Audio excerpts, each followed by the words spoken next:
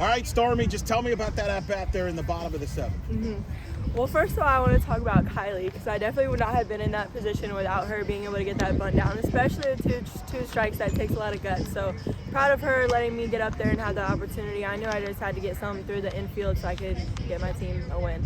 We also had that RBI earlier in the game to get you guys on the board in the first place. Just take me through that at-bat and how big was it to kind of get you guys all tied up? Yeah, so I knew we also had a runner on second at that at-bat, which is a runner obviously in scoring position. So I wasn't trying to do anything too big. I was just trying to get something through on the right side so that I could advance the runner. And luckily for me, it worked out, and she scored.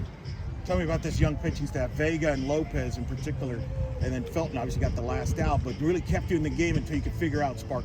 Yeah, super proud of them. I think that they definitely were able to hold it down for us. They showed a lot of maturity, keeping it together and having confidence on the mound when we weren't making it the easiest for them.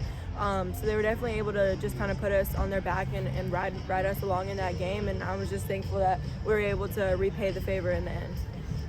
Yarnell got that pinch hit too in that 7th inning. Another one that set the stage there with her clutch hit to start that 7th inning. Yeah, again, we would not have been in that position at all if she wasn't able to get us that leadoff on right there in that huge important situation. And just for her being able to come up big in a situation like that is awesome.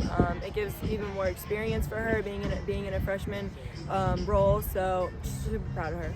Challenging elements here tonight. Describe playing in these elements where it's cold, but also windy. The winds changed, was going right to left, aggressive early, and then swirls. What was it like out there? Yeah, it was not the best. You know, we're Florida girls now. Our blood is kind of thinned out a little bit, so it was tough getting to play in the cold and getting used to it, and just keeping your bodies warm. But I think that the bigger picture that we had in mind was just focusing on winning. So we didn't try to let the weather get in the way too much. But I mean, yeah, you definitely got to focus on staying warm in the dugout and throughout, so you can make sure you're ready at all times, because you never know, obviously, when you're gonna get called. So, yeah. What do you want the young players to learn from a game like this one? Just keep fighting until the very end. I want them to realize that you're never out of it. The game's never over until you call game. So regardless if you want to roll over and die or stand up and catch a win, catch a dub, then you have that decision, and just trusting within your teammates is going to be what allows you to decide that at the end of the day. What does it mean to you to get the walk-off for the team tonight? It means it's a great pleasure, but I'm just more proud of my team being able to even put me in that situation to begin with. So it's an honor, it's a privilege, but it's still very early in the season, and we got a long ways to go. Lots more to prove. You got Columbia on the docket tomorrow, as well as another matchup with Ohio State, who you tied with in Clearwater. Just how excited to get another crack at the Buckeyes? That's all I've been thinking about this week since we announced that we were going to be playing them and kind of rematching them.